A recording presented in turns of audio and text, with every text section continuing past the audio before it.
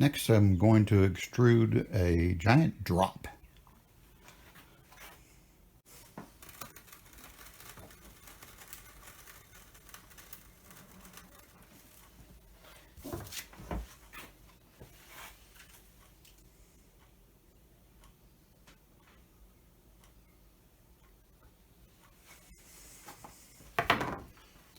And there's what the extrusion looks like. Tried to cut it off fairly straight. See if I can get a little longer piece out of it here.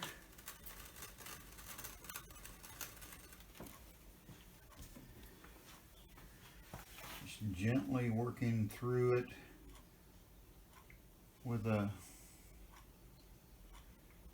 tight wire tool. Worked pretty easily.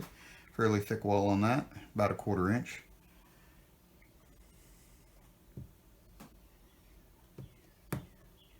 There we go.